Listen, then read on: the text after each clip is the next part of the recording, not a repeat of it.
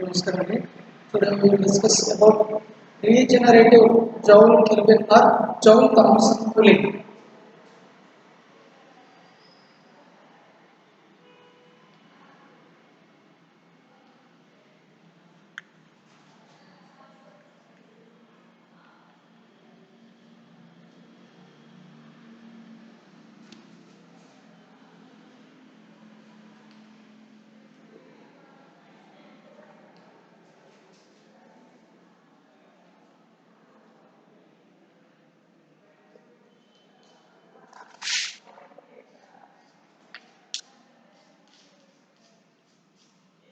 Regenerative Joule Kelvin or Joule Thomson cooling అంటే Joule Kelvin or Joule Thomson పునరుత్పాదక శీతలీకరణ Joule Kelvin or Joule Thomson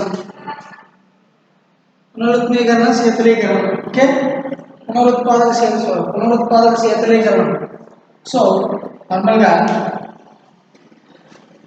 ఈ Joule Kelvin expansion అలాగే Joule Thomson expansion కోసం కూడా మనం డిస్కస్ చేసుకోవడం జరిగింది ముందు క్లాస్లో. సో ఒకసారి ఆ జౌల్ కెల్విన్ ఎక్స్పాన్షన్ చూస్తే ఈ జౌల్ కెల్విన్ అప్రోచ్ చూస్తే సో వాయువు అనేది అంటే తనంతట తాను సో శూన్యంలో సో ఇది ఒక స్వేచ్ఛ వ్యాకోచం ఇండిపెండెంట్ ఎక్స్పాన్షన్ అలాగే సో దీంట్లో ఈ జౌల్ కెల్విన్ ఎక్స్పాన్షన్లో సో వాయువు అనేది సో దానికదిగా శూన్యంలోకి వ్యాకోచించడం జరుగుతుంది. Okay so Joule Kelvin expansion అనేది is unique or independent expansion అలాగే సో ఈ జౌల్ కెల్విన్ ఎక్స్పాన్షన్లో ఈ జౌల్ కెల్విన్ వ్యాకోచంలో సో వాయువు అనేది దానికదిగా శూన్యంలో సో వ్యాకోచం చెందుతుంది అలాగే వ్యాకోచిస్తుంది.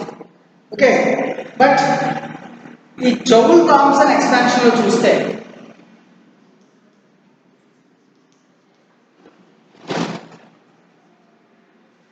ఈ జౌల్ థామ్సన్ ఎక్స్పాన్షన్లో సో అధికంగా పంపేయడం చెందిన వాయువు ఒక పోరస్ ప్లగ్ గుండా ఓకే ఒక పోరస్ ప్లగ్ గుండా సో ప్రయాణించి అల్పపీడన ప్రాంతంలోకి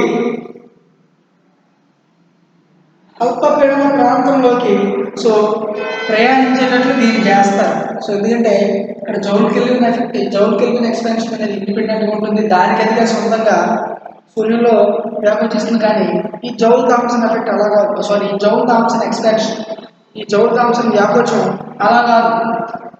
సో దీనికి మళ్ళీ అధికంగా పంపేయడం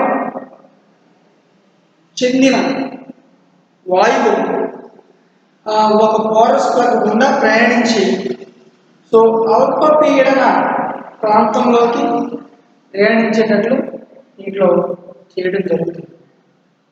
సో ఇక్కడ చూస్తే వాయువు అనేది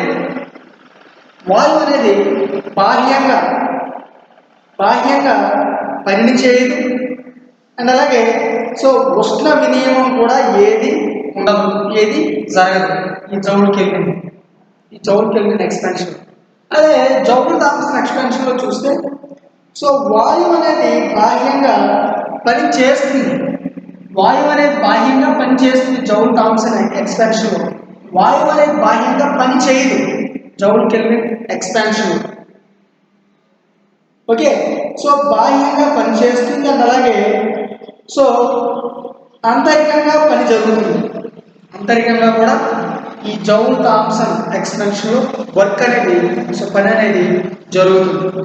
okay so in Joule Kelvin expansion నిజవాయువు యొక్క విషయంలో ఆంతరిక అణు ఆకర్షణకు వ్యతిరేకంగా వ్యతిరేకంగా వాయువు అనేది పనిచేయడం వల్ల సో నిజవాయువు అనేది ఈ జౌల్ కెల్విన్ ఎక్స్పాన్షన్లో డిక్రీజ్ అయిపోతుంది.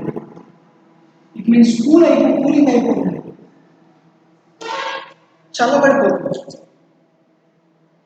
కానీ ఈ జౌల్ థామ్సన్ ఎక్స్పాన్షన్లో చూస్తే సో ఆ వాయువు యొక్క తొలి ఉష్ణోగ్రత కనుక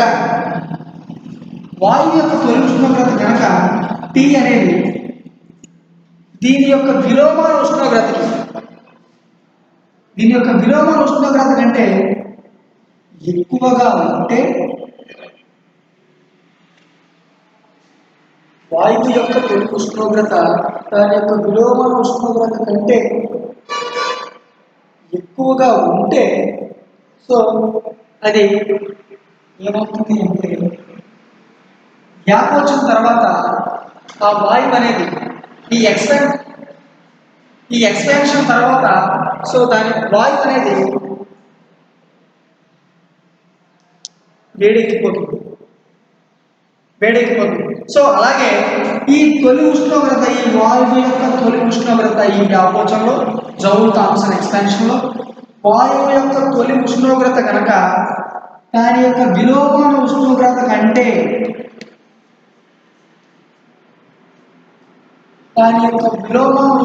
కంటే తక్కువగా ఉంటే సో ఎక్స్పాన్షన్ తర్వాత ఈ వ్యాకోచం చెందిన తర్వాత సో వాయువు అనేది కూల్ అయిపోతుంది. ఒకవేళ ఉష్ణోగ్రత ఇనీషియల్ టెంపరేచర్ కంటే విలోమాన ఉష్ణోగ్రత కంటే ఎక్కువగా ఉంటే ఎక్స్పాన్షన్ తర్వాత వాయువు అనేది హీట్ అయిపోతుంది. అదేవిధంగా ఇది తొలి ఉష్ణోగ్రత కనుక విలోమాన ఉష్ణోగ్రత కంటే తక్కువగా ఉంటే ఎక్స్పాన్షన్ జరిగిన తర్వాత సో వాయువు యొక్క ఉష్ణోగ్రత టెంపరేచర్ అనేది కూలింగ్ అయిపోతుంది. కానీ అలాగే ఇది ఈ వాయువు యొక్క తొలి ఉష్ణోగ్రత విలోమాన ఉష్ణోగ్రతకి కనుక సమానం అయితే ఈక్వల్ అయితే ఎక్స్పాన్షన్ తర్వాత వాయువు యొక్క ఉష్ణోగ్రత అటు హీట్ కానీ అటు కూల్ కానీ రెండింటిలోనూ ఏది జరగదు.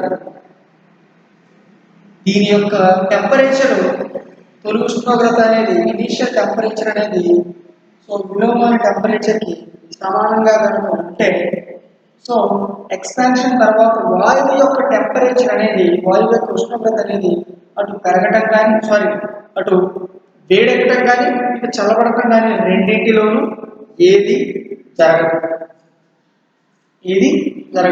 ఓకే, సో ఈ విధంగా ఈ జౌల్ కెల్విన్ ఎక్స్పాన్షన్కి ఈ జౌల్ థామ్సన్ ఎక్స్పాన్షన్కి సో ఈ విధంగా డిస్టింక్షన్ అనేది ఉంది. సో ఇప్పుడు ఈ regenerative Joule Kelvin Joule Thomson cooling ఏంటో చూద్దాం. So here in producing low temperatures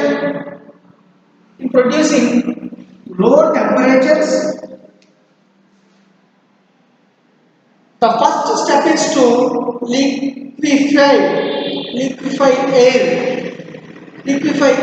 So here the most economical way to liquefy air employs the process of Joule Kelvin cooling or Joule Thomson cooling. అంటే so Joule kelvin వ్యాకోచం ఫలితంగా కనుక మనం చూస్తే ఈ Joule Kelvin expansion ఫలితంగా కనుక మనం చూస్తే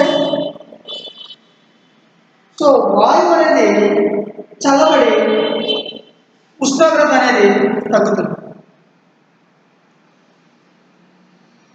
వాయువు అనేది చల్లబడి సో దాని యొక్క టెంపరేచర్ అనేది తగ్గుతుంది. అవునా?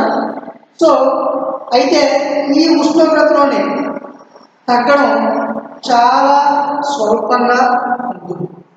ఈ ఉష్ణోగ్రతలోని తగ్గుదల అనేది చాలా స్వల్పంగా ఉంటుంది. ఓకే,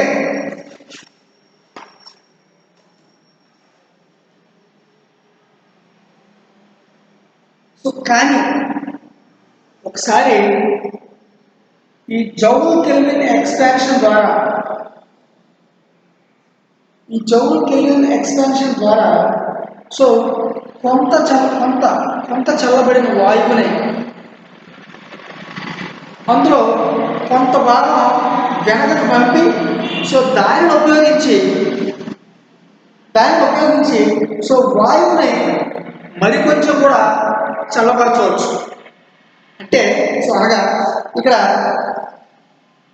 సో మనం ఉపయోగించే వాయువు తొలి ఉష్ణోగ్రతను తగ్గించవచ్చు అండ్ అలాగే తొలి ఉష్ణోగ్రత తగ్గినందున సో జౌల్ కెల్విన్ ఎఫెక్ట్ మరింత ఎక్కువగా ఉండి వాయువు అనేది ఈసారి జౌల్ కెల్విన్ ఎక్స్పెన్షన్లో మరింతగా కూలైపోతుంది, చల్లబడిపోతుంది. ఓకే, సో ఈ చల్లబడిన వాయువును మరలా వెనక్కి పంపి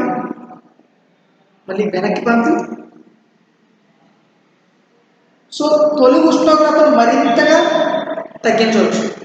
సో ఇలా ఈ ఎక్స్పెన్షన్ తర్వాత చేస్తే ఎక్స్పెన్షన్ జౌల్ కెల్విన్ ఎక్స్పెన్షన్లో వాయువు అనేది ఏమైంది, వాయువు యొక్క ఉష్ణోగ్రత అనేది ఏమైంది, తగ్గిపోయింది. సో దీన్ని ఈ వాయువు యొక్క ఉష్ణోగ్రతని మరలా కనుక వెనక్కి పంపి తొలి ఉష్ణోగ్రతను కూడా ఏం చేయొచ్చు, సో తొలి ఇనిషియల్ టెంపరేచర్ను కూడా సో చల్లబరచవచ్చు, తగ్గించేయవచ్చు. అండ్ అలాగే సో దాన్ని కూల్ కూడా చేసేయచ్చు. అవునా? సో ముఖ్యంగా ఈ జౌల్ కెల్విన్ ఎక్స్పెన్షన్లో సో వాయువు అనేది బాహ్యంగా పనిచేయదు, అలాగే సో మిగిలిన అంతర్గణువుల యొక్క పనితనం కూడా ఏమీ ఉండదు. కానీ దీంట్లో ఈ జౌల్ థామ్సన్ ఎక్స్పెన్షన్లో చూస్తే సో వాయువు బాహ్యంగా పనిచేస్తుంది. సో దాని యొక్క తొలి ఉష్ణోగ్రత ఇనిషియల్ టెంపరేచర్ సో దాని యొక్క విలోమాన ఉష్ణోగ్రతకి ఎక్కువగా ఉంటే వాయువు ఎక్స్పెన్షన్ తర్వాత దాని యొక్క టెంపరేచర్ అనేది హీట్ అయిపోతుంది. సో అలాగే దీని యొక్క తొలి ఉష్ణోగ్రత ఇనిషియల్ టెంపరేచర్ అనేది దీని యొక్క విలోమాన టెంపరేచర్కి తక్కువగా ఉంటే ఎక్స్పెన్షన్ తర్వాత సో ఈ వాయువు యొక్క ఉష్ణోగ్రత అనేది కూలింగ్ అయిపోతుంది. అండ్ రెండు ఈక్వల్గా ఉంటే అటు హీటు అవ్వట్లేదు, ఇటు కూలు అవ్వట్లేదు. సో రెండు సమానంగా ఉన్నంత మాత్రం అయితే వేడెక్కాలి, లేకపోతే కూలింగ్ అవ్వాలి, లేకపోతే అటు ఇటు అయినా ఉండాలి. బట్ రెండు అటు హీటు లేదు, ఇటు కూలు లేదు. సో ఎలాంటి డిస్టర్బెన్స్ లేదు, ఆ టెంపరేచర్లో ఎలాంటి డిఫరెన్స్ డిస్ట్రిక్షన్ ఏమీ లేదు.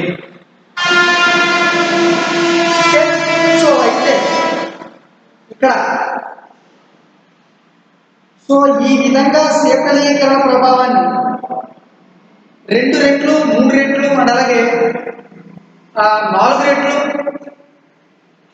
సో 2 రెట్లు 3 రెట్లు 4 రెట్లు సో ఇలాగా అధికం కూడా దాన్ని చేయవచ్చు. అధికం చేసి దాని యొక్క ఎక్స్పెన్షన్ కూడా వాయువు యొక్క ఉష్ణోగ్రతను కూడా తగ్గించవచ్చు. ఓకే, సో దీన్నే పునరుత్పాదక శీతలీకరణ అని అంటారు. To produce an appreciable fall temperature of the gas, a special technique called the regenerative cooling. The regenerative cooling process is employed. Okay, so here the regenerative cooling consists of cooling the incoming gas is in every cycle by means a portion of the same gas. Okay, so ఈ విధంగా so 2 రెట్లు 3 రెట్లు 4 రెట్లు కూడా దాన్ని అధికం చేసి so దాని యొక్క టెంపరేచర్ అనే దాన్ని తగ్గించవచ్చు. సో ఈ విధంగా చేసిన దాన్ని ఇలా చల్లబడిన వాయువును మరలా వెనక్కి పంపి వాయువు యొక్క తొలి ఉష్ణోగ్రతను మరింతగా తగ్గించవచ్చు. సో ఈ విధంగా శీతలీకరణ ప్రభావాన్ని సో 2 రెట్లు 3 రెట్లు 4 రెట్లు అధికం చేయవచ్చు. దీనినే రీజనరేటివ్ కూలింగ్ అంటారు. ఓకే, రీజనరేటివ్ అంటే పునరుత్పాదక శీతలీకరణ. ఓకే, సో దాని యొక్క స్ట్రక్చర్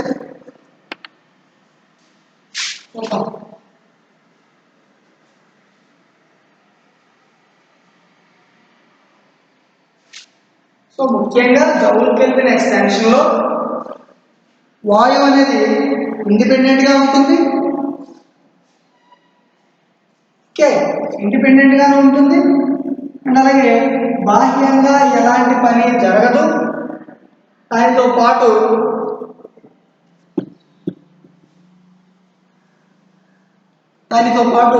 ఇండిపెండెంట్ గా ఉంటుంది, బాహ్యంగా పని జరగదు. బట్ ఈ జౌల్ థామ్సన్ ఎక్స్పాన్షన్ లో బాహ్యంగా పని జరుగుతుంది, కానీ ఇండిపెండెంట్ గా ఉండదు.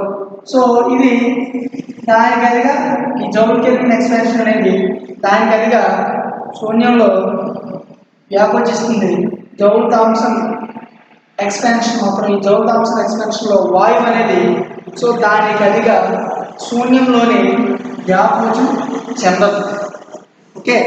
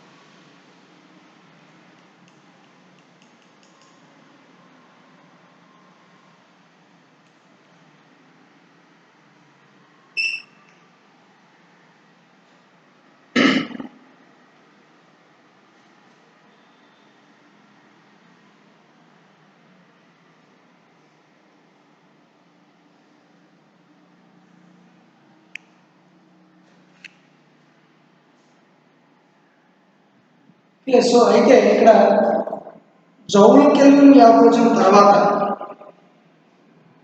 సో ఒక వాయువు చల్లబడాలంటే దాని యొక్క తొలి ఉష్ణోగ్రత ద్వారా అండ్ అలాగే దాని యొక్క విలోమాన ఉష్ణోగ్రత ద్వారా సో దాన్ని తగ్గించవచ్చు అండ్ అలాగే పెంచవచ్చు. సో అదే చెప్తున్నాం. సో దాని వాయువు యొక్క తొలి ఉష్ణోగ్రత T సో దాని యొక్క విలోమాన ఉష్ణోగ్రత కంటే తక్కువగా ఉంటే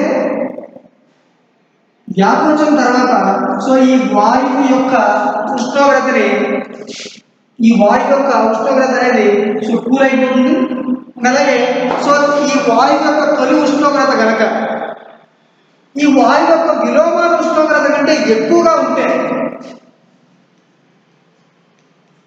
సో ఎక్స్పాన్షన్ చెందిన తర్వాత వ్యాపించడం జరిగిన తర్వాత సో ఈ వాయువు యొక్క ఉష్ణోగ్రత అనేది హీట్ అయిపోతుంది.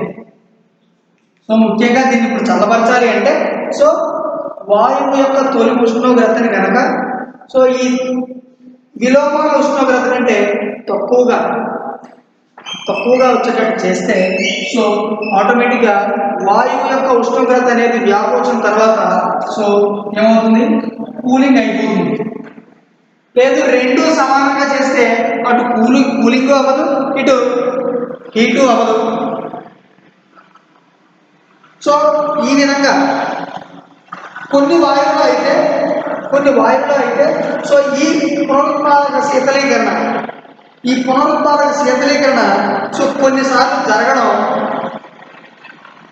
పూర్తయ్యేసరికి సో ఏమవుతుందంటే సో ఆ వాయువుల యొక్క సాధారణ పీడనం వద్ద సో కొంతవరకు ఆ వాయువు అది ఏమవుతుందంటే ద్రవాలుగా మారిపోతుంది, లిక్విడ్గా మారిపోతుంది. ఓకే, సో శీతలీకరణ జరగడం మొత్తం పూర్తయ్యేసరికి సో కొన్ని వాయువులు కొన్ని విషయాల్లో ఏమవుతుందంటే సో దాని యొక్క సాధారణ పీడనాల వద్దనే అది లిక్విడ్గా మారిపోతుంది. అదే సో కొన్ని వాయువులు అయితే సో ఈ విధమైన పునరుత్పాదక శీతలీకరణాన్ని కొన్నిసార్లు కనుక జరగడం పూర్తయ్యేసరికి సో ఈ వాయువుల యొక్క సాధారణ పీడనాల వద్ద సో కొంతవరకు అది ఈ లిక్విడ్గా ఈ ద్రవాలుగా మారిపోవడం జరుగుతుంది. సో ఈ పని కోసం వాడే పరికరాన్నే కౌంటర్ కరెంట్ హీట్ ఎక్స్చేంజర్ అంటారు.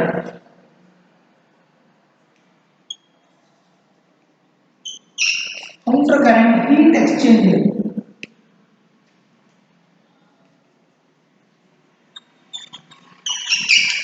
సో దీనికోసం కనుక వాడే పరికరాన్ని ఈ CCHE it means counter current heat exchanger అని అంటారు. ఓకే, సో ఈ పునరుత్పాదక శీతలీకరణ ప్రక్రియలో ఈ ప్రాసెస్లో సో వాడే పరికరం కనుక మనం అబ్జర్వ్ చేస్తే సో ఈ విధంగా ఉంటుంది. ఈ కౌంటర్ కరెంట్ హీట్ ఎక్స్చేంజర్ అనే పరికరాన్ని వాడతారని చెప్పాం. సో ఈ ప్రక్రియలో కనుక వాడే పరికరాన్ని మనం అబ్జర్వ్ చేస్తే ఈ విధంగా ఉంటుంది. ఇక్కడ సో కంప్రెసర్ P యొక్క సాయంతో దీన్ని కంప్రెసర్ అంటారు. ఈ కంప్రెసర్ సాయంతో సో వాయువు యొక్క పీడనాన్ని ఎక్కువ చేస్తారు. సో ఈ విధంగా అధిక సంపీడనకు లోనైన వాయువు ఈ జాకెట్ గుండా ప్రయాణిస్తూ ఈ జాకెట్లా ఈ విధంగా ప్రయాణం చేస్తూ ఈ జాకెట్ కింద ఇట్లా ట్రావెల్ చేస్తూ సో ఏమవుతుందంటే ఆ జాకెట్ చుట్టూ ప్రవహించే చల్లని ద్రవం కారణంగా సో అది చల్లబడిపోతుంది. సో దీని ద్వారా దీని చుట్టూ ప్రవహించే చల్లని సో ఈ ద్రవం కారణంగా ఈ లిక్విడ్ కారణంగా ఇది ఏమవుతుందంటే ఇక్కడ వచ్చేసరికి చల్లబడిపోవడం జరిగింది. ఓకే, సో ఈ చల్లబడిన వాయువు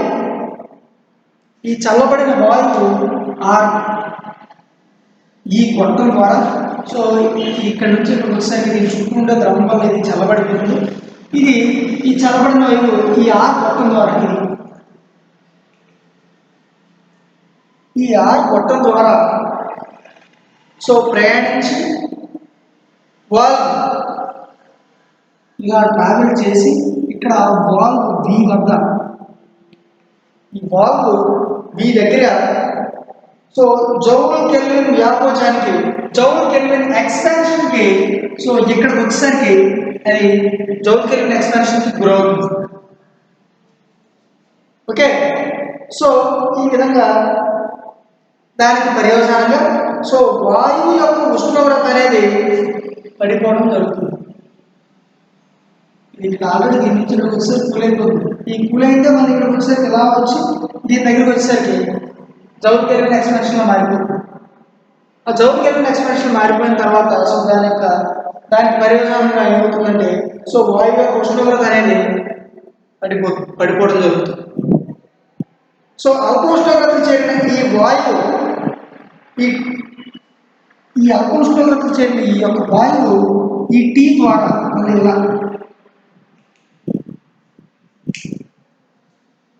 ఈ టీ ద్వారా సో రెండవ జాకెట్ ఎస్లోకి సో ఇలా వెళ్ళి ఈ ఎస్లోకి ప్రయాణిస్తుంది. ఎస్ ఈ జాకెట్లోకి ట్రావెల్ అవుతుంది ఇట్లా.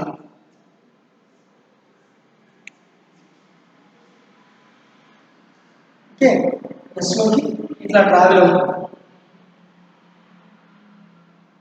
సో ట్రావెల్ అయిన తర్వాత ఈ ఎస్లోని వాయువు ఆర్లోని వాయువు కంటే ఈ ఎస్లోని వాయువు దీనిలోని వాయువు కంటే మరి ఇది ఆల్రెడీ ఇది చల్లబడిన వాయువు దీంట్లోనే చల్లుతుంది. సో దీనిలోని వాయువు కంటే ఇది ఇంకా చల్లగా ఉంటుంది, చల్లబడిపోతుంది, చల్లబడి ఉంటుంది. సో ఇది మళ్ళీ ఏమవుతుందంటే ఈ పి వద్దకు వెళ్ళిపోతుంది మళ్ళీ. సో పి వద్ద సంపీడనం చెంది మళ్ళీ ఈ జాకెట్ సి గుండా ఈ సి గుండా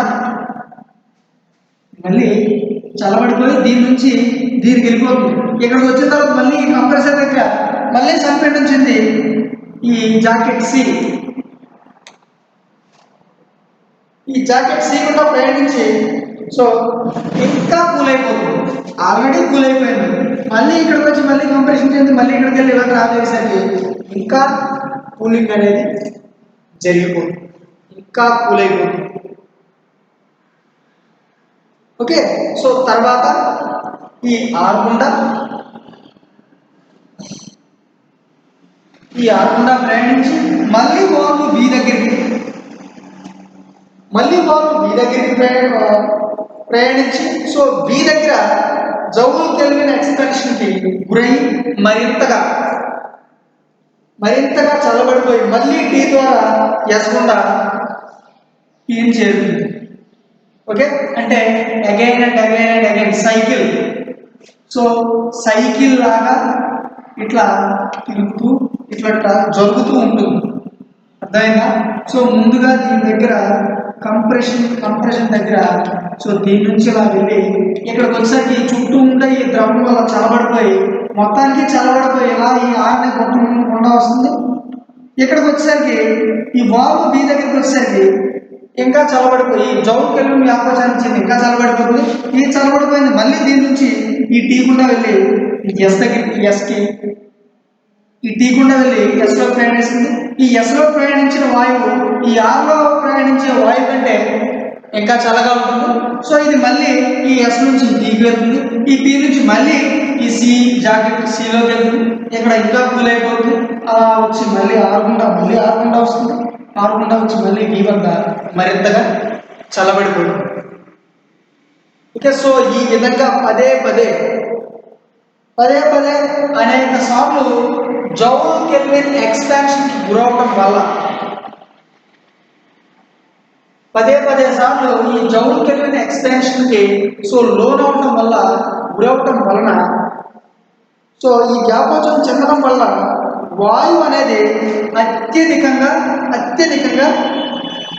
శీతలీకరణ చెందిపోతుంది, అత్యధికంగా కూలింగ్ అయిపోతుంది.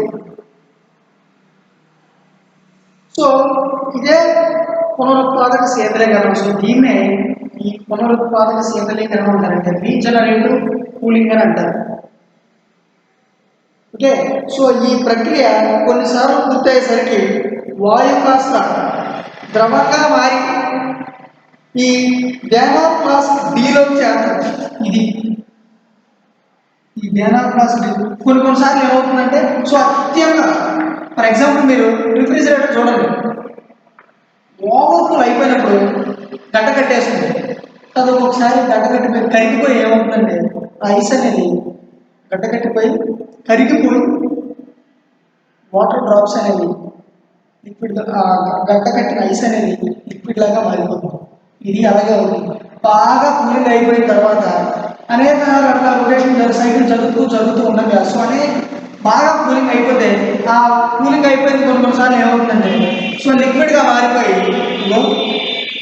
ఈ డేనార్ ఫ్లాస్క్ డీలోకి దీంట్లో చేరుతుంది. ఓకే, సో ఈ లిండే సైంటిస్ట్ అనే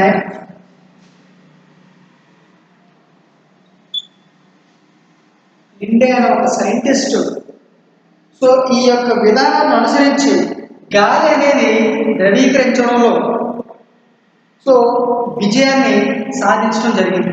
ఈ లిండే సైంటిస్ట్ గాలి అనేది ద్రవీకరించడంలో ఈ ప్రక్రియ ద్వారా ఈ విధానాన్ని అనుసరించి గాలి అనేది ద్రవీకరించడాన్ని సో ఈయన ద్రవీకరించడంలో విజయం అనే దాన్ని సాధించడం జరిగింది.